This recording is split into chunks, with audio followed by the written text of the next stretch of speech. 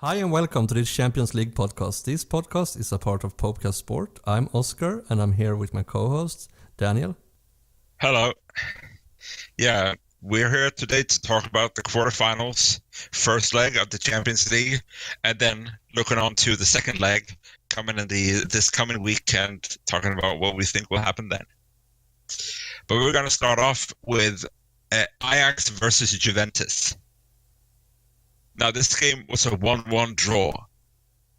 And beforehand, I had guessed it would be a 2-1 win to Ajax. You would have thought a 1-0 win to Ajax. We both said these results, though, thinking that Cristiano Ronaldo would not start, which he did. But we were kind of close anyway. Now, this game was definitely completely different than I anticipated going into it. Ajax were by far the better team. Over the entire game, they had over 60% possession of the ball in the entire game through, which was just, I did not expect that. And just, it was so cool seeing Ajax, because like, they beat down Real Madrid in the last round, and you know, like, yeah, they can be good, but come on, Juventus, they turned it around. They won 3-0, okay, at home against Atleti, but you really thought that they were going to be good enough, even though Ajax is cool and all, but they're not going to do much. Well, they were by far the better team. Way more shots on goal. Juventus only had one shot on goal in the entire game. It came in the 45th minute, and it happened to be their only goal. That also happened to be the only mistake that the Ajax backline did the entire game, and they sure did pay for it. But yeah, it's just an amazing game to watch. And I can't wait to see what this next leg has to offer. Now, moving into that, we have some injuries on both teams, and we're going to start off with the home team Juventus. Since earlier, they have Martin Cáceres with a muscle injury and Emre Can with an ankle injury on the injury list. Giorgio Chiellini came on it just before the game against Ajax. For a long time, we thought that he would be able to start, but he was not able to, and he's still on it with calf problems.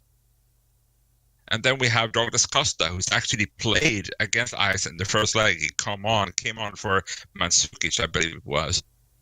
But he's said to be an unknown injury for an unknown time. So we literally have no idea.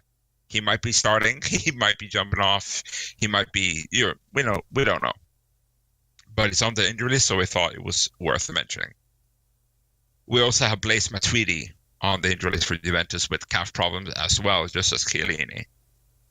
So quite a few big names, I would say, that Juventus are lacking. Not as big as Ronaldo, and yeah, he was able to play last game. He's probably going to play this game. He's probably going to be one of the big game changers again, just as he was in the first team. Now moving on to Ajax. They have 3 names on the injury list, which 2 are not fully in the squad, so it's only one that I think is worth mentioning, and that is actually Dusan Tadic. Now, as you may be aware, he actually played the entire first game against Juventus. He also played for about, I believe, 70 minutes or so in a league game, Ajax's latest league game, before he got substituted out. He's supposed to be having stomach problems, but he's still playing, so he's probably going to start, but at the same time, we thought it was mentioning because he's still on the list. But yeah, moving on to the last part, the prediction. So 1-1 at the Johan Cruyff Arena. Juventus was very strong at home against Atleti.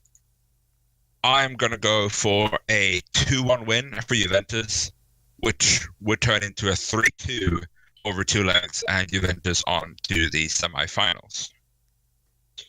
So what do you think of that? I'm going with a 3-1 Juventus win in this one.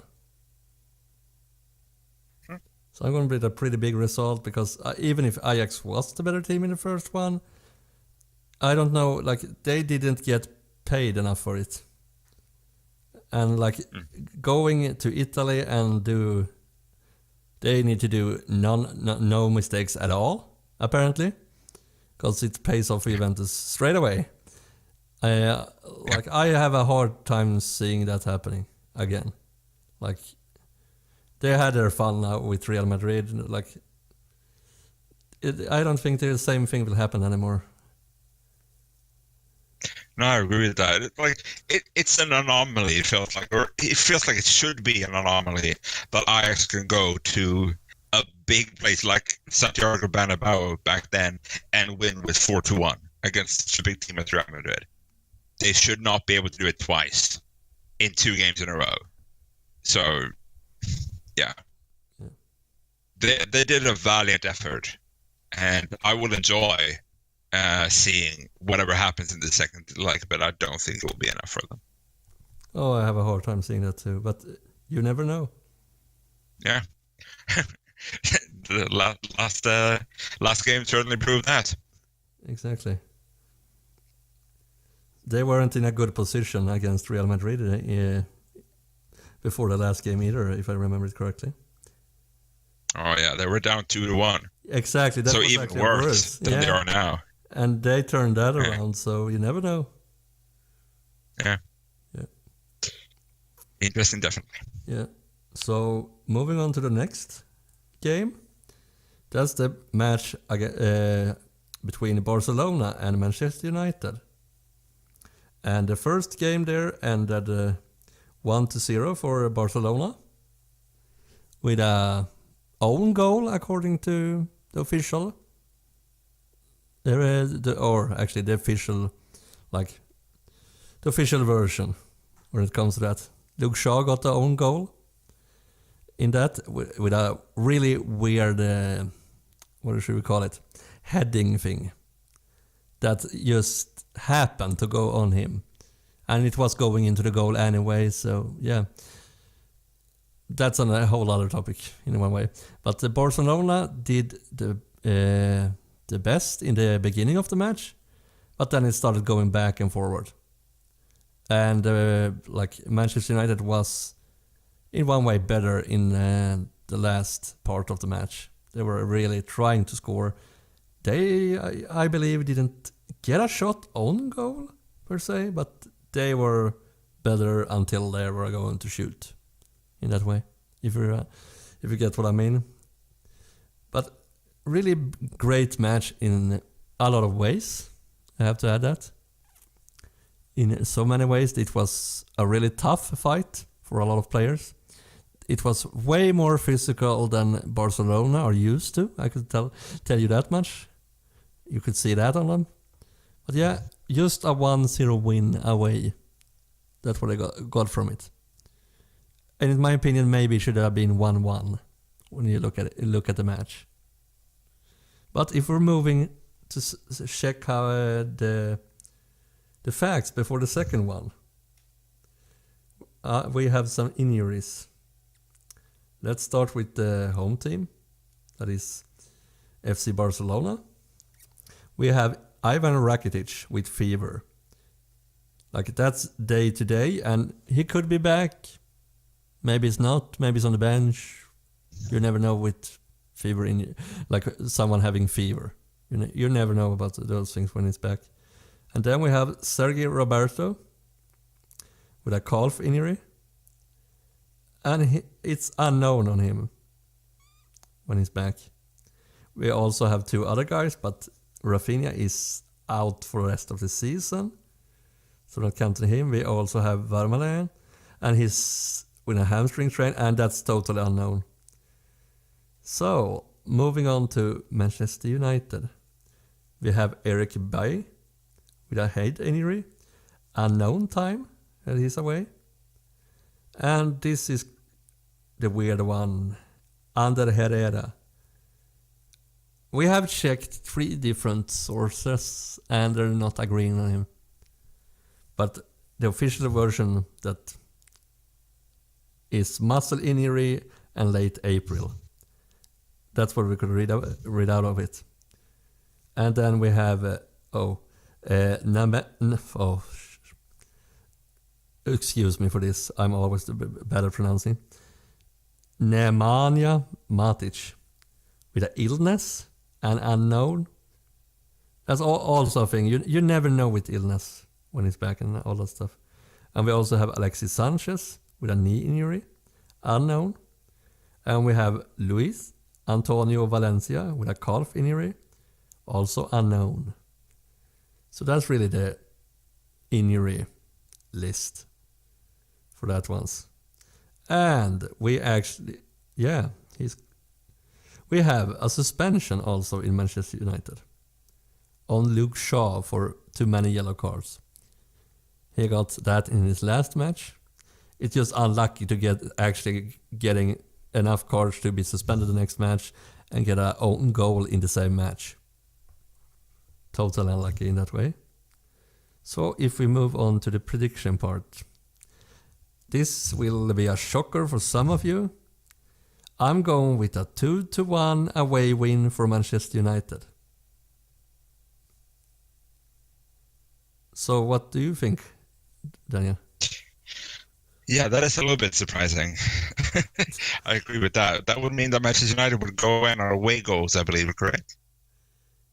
After 2-2 and 2, yeah. Yeah. Cool.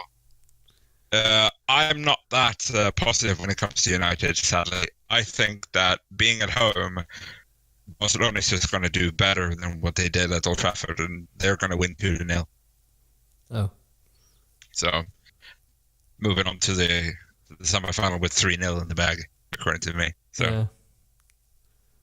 I believe in them. Games we think will happen, definitely. Yeah, like I believe in them. They did this. Maybe they won't do it again. This is like they did it against the PSG. That was really a strange one. They moved away on. They lost home, if I'm not mistaken. Yeah, 2-0. Yeah, and then they just turn it around. Yeah. On away goals once again. Like I'm predicting this time. But it's gonna be interesting. Yeah, I felt like a little bit like the Ajax situation that happened once. This thing that really shouldn't be able to happen, but I don't think it will happen twice in a row. That's kind of the thing I'm following, so to speak. Yeah. That they did amazing in the last round, but I don't think it will continue. But those teams are, when they are the best, like we said in the last episode of this, they are really good, and when they are as the worst, not so good. Barcelona has a higher bottom when it comes to that. How bad it could be. They're better than United when they're as bad as they can be, but still, I think they have something in the bag here. Some surprise. Yeah. If they just can Can't wait to see that game either. Yeah, if they can be patient enough, and if they can be dangerous enough when they get the ball, they can do this. Mm-hmm. Like they need to stop Barcelona from. You can never stop them from having the ball. Okay, Bayern Munich did that a lot of years ago. Okay, there's always an exemption of everything. But you can almost not stop them from rolling the ball between the players. The only thing you can do is stop them from getting the ball into the penalty area. That's what. That's definitely going to be like they managed to keep Barcelona to one goal. Yeah. At Old Trafford, like that is not bad, and they made it hard. Like Barcelona rolls around just like they normally do. It's very hard to get the ball off them when they don't want to give it to you, but. At the same time, they were still having it hard actually getting inside the box.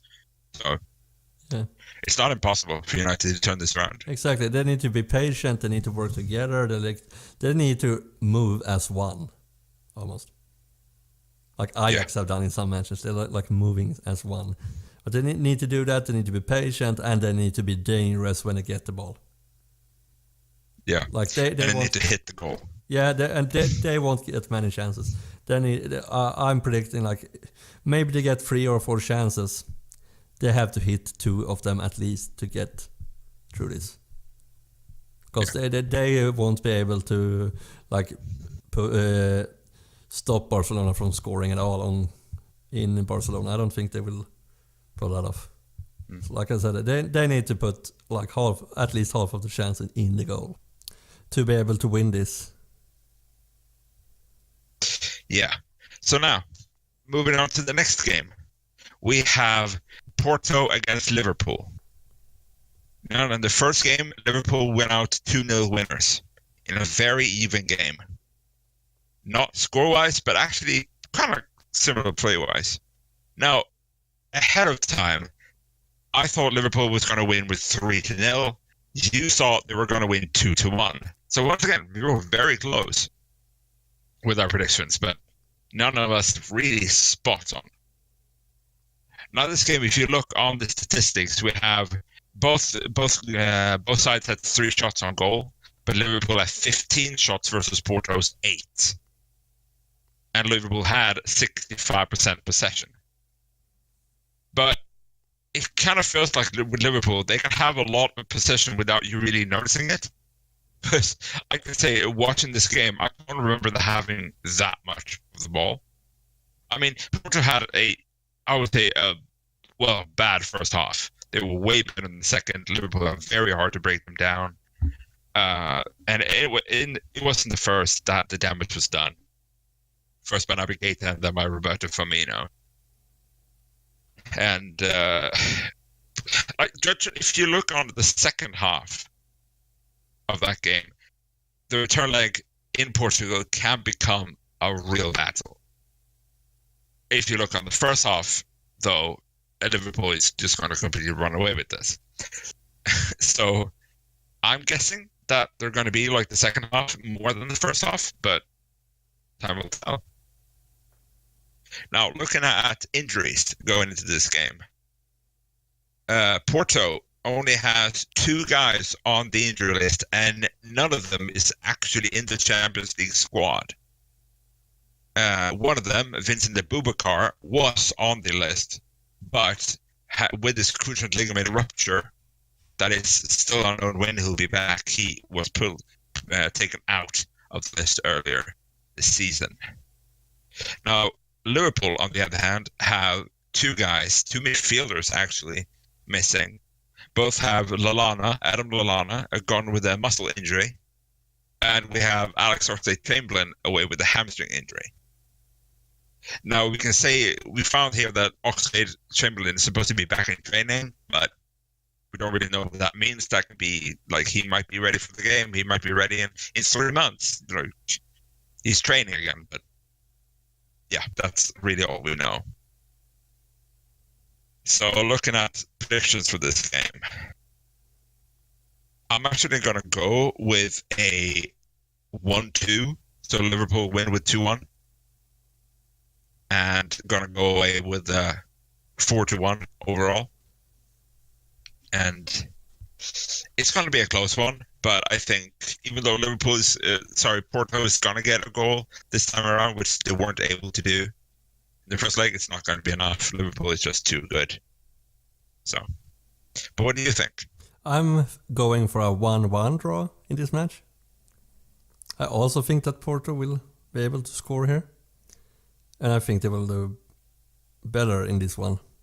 So yeah, I still think Liverpool will go through this with 3-1 in goal difference. It will become done, I think. Yeah, it is. Yeah, correct. So yeah, they are the better team in many ways, but like Porto has been one of the big positive surprises of the Champions League this season. And in one way, I wish that they win, but I have to think with the head here. Like, not with the heart, but with the head. That's why I'm going with 1-1 here. Yeah. But and if you follow that train of thought I had earlier, once again, I'm going for the team that surprised us when going through against Rome in the round of 16. But the fairy tale won't continue. This wasn't my plan when I set out to do these predictions. I can say that right now. I didn't think of this is the end of fairy tales. This is the round of end of fairy tales, but it just ended up just be like, oh yeah, apparently I don't believe in fairy tales this round. So, yeah. Yeah, and I remember my last round when we were doing like how it was in the round of 16. I was like, yeah, this is the end of fairy tales. I was going on about that, but I got I learned a lesson there, but still. I'm still going with the end of Let's see if I will learn a lesson too. Yeah. But it will be an interesting match. It will be a lot more interesting than the teams suggest if we look at it without knowing how good Porto have been. Oh, yes. Porto played way better than you can imagine. Like, not to be, like, rude to the Portuguese league and, like, whenever teams... Like, don't to be rude with that, but you don't think of them as one of the big leagues in Europe. And yes, Porto is one of the big teams in the Liga NOS in Portugal. But to go up against Liverpool and actually be a danger, actually stop them like they did during the second half of the last game, that didn't feel really like a possibility. But they definitely showed us, and beating Roma, a big Italian team last round, and winning their group. So I mean, yeah, really good season. Yeah, they're really impressive. Like, in my opinion, the Portuguese league is a middle league in Europe, if I could say it like that. Yeah. They're like, if we compare to our league, they will crush us, the best teams. Like, oh yes. Like we are on, yeah, but they're like halfway between us and the big leagues, I think, if you compare. Yeah.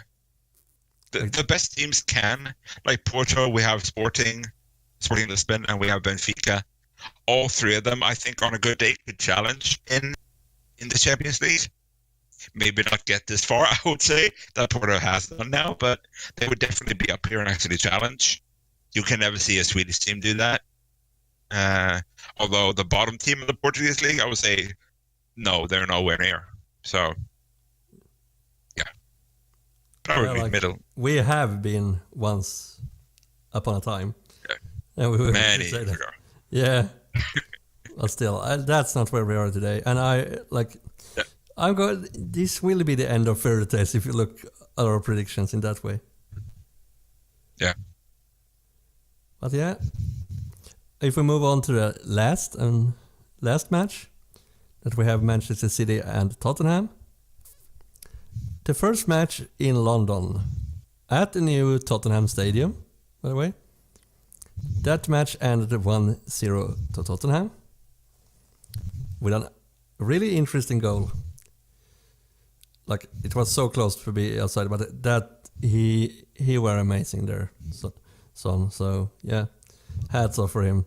But it was a pretty even match in many ways, even if Manchester City had the ball, 59% against 41. Tottenham still had more shots on both on goal and total. They have 8 shots in total, Tottenham, 4 on goal, and Manchester City had 6 shots in total and 1 on goal. So in that way they won the match, but that match went pretty back and forwards in a lot of ways. So anyone could have won that match. This is like my last match I talked about. Apparently I got those matches that were really even in playing,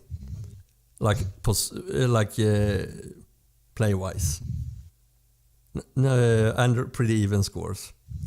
So this will sound like I'm repeating myself, but I really mean it. Like, anyone could have won that match, and I know that both teams on their best days could beat the living something out of each other.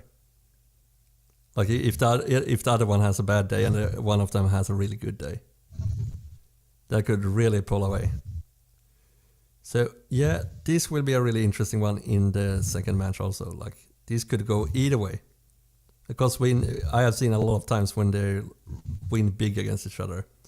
But if we look at injuries, that's a pretty interesting thing for the away team at least, in one way. But let's start with the home team, Manchester City. They have Claudio Bravo away with Achilles tendon injury.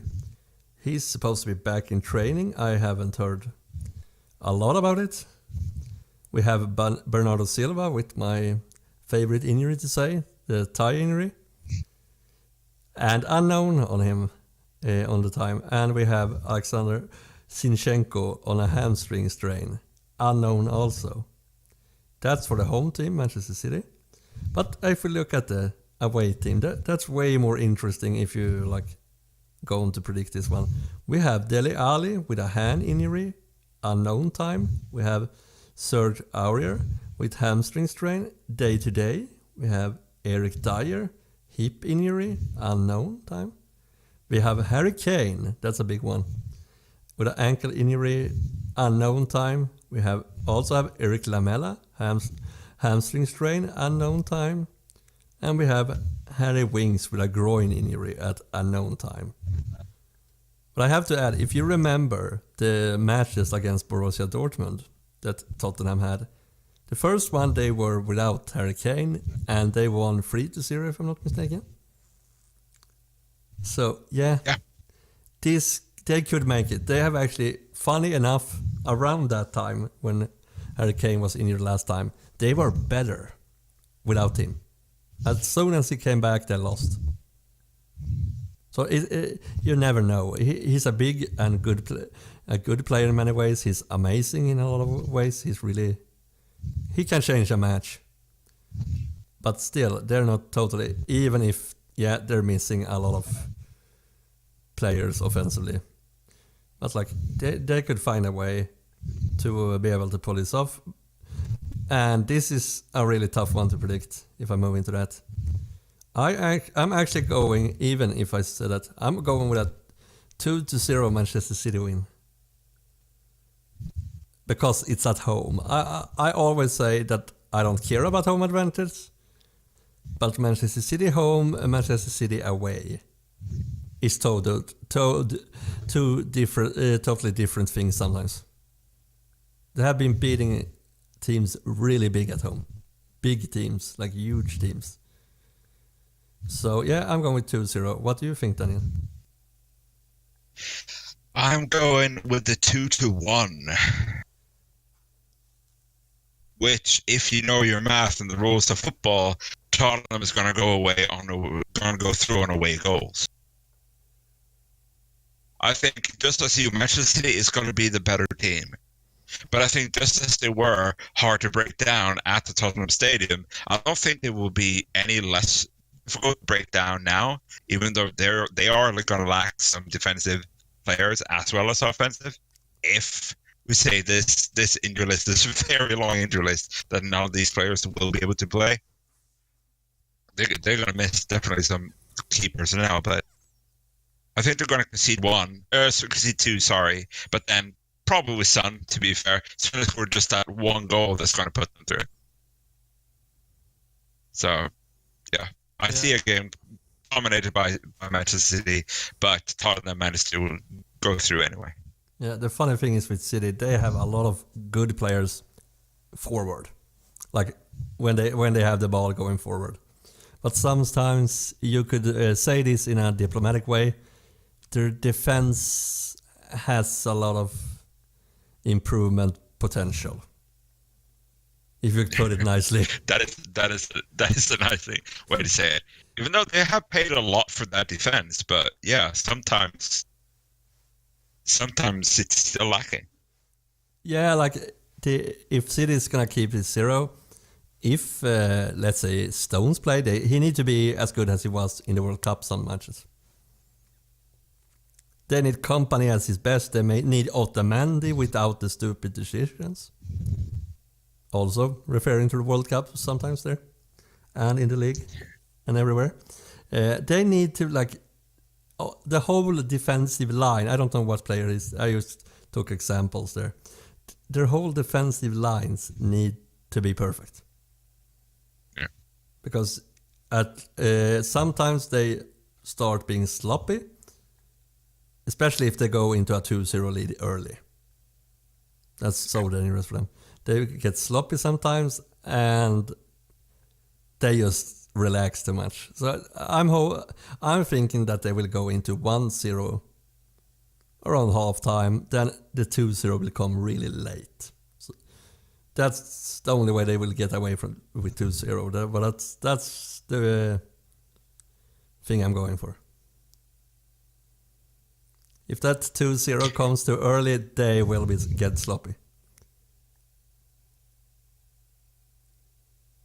Yeah, there's been one word that's been tossed around pretty much every game, and that's interesting. Yeah, And I think that's just Champions League, really. exactly. Interesting. So it'll be interesting to see what every single one of these games, you never know what's going to happen ahead of time. And yeah, can't wait to see what would have happened when we will talk to you next time. Exactly, So, and I want to add that after the quarterfinals are done. Yeah, and I want to add that if we would have been looking in the round of 16 and in these quarterfinals without knowing at all what happened in the earlier matches or anything, this would have been way easier to predict us like in the head. Like we would have just gone Juventus, big win normally, but Ajax had been amazing, and then just Liverpool, okay, boom. And like, the rest could be a fight. But I like it this way. Yeah, it's it's way more fun with real football than looking at the paper. Yeah, you should never go only on the paper. Yeah, I've done that before. I got tired of it because it was way more fun to see it on grass. That's for certain. Yeah, you could always have thoughts about it. Like logically, we have moved away from logic long time ago in the Champions League in this year. That was like, was that in the drawing sometime for the group stage? Last time logic was behind us. I don't know. Somewhere there. Yeah. And I love it. Yeah. I love it when there's no logic in that. I love it when the small teams beat the bigger teams, even if they beat my team. It's amazing. So yeah, I hope you like this, and I hope you will be back next time for the semifinals. And I'm really hoping for as an amazing and entertaining matches, the upcoming ones now, like those ones we have just been talking about. I hope that these ones are equally as entertaining. Because we have some really good teams and we have some really good matches. And this is, in a lot of ways, totally unpredictable. Yeah. But yeah. And now we're getting close. This game, we have 2 semifinals and then we're at the final. We're getting close. Yeah. We started to see which team can become the champion, and yeah, this is the interesting part. I don't want to guess at all. I have to add that this is scary. Like everything could still happen. Yeah.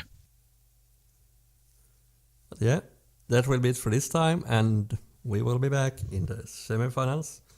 I'm just going to look when it is. But it will be pretty interesting, and the final is in Madrid, right?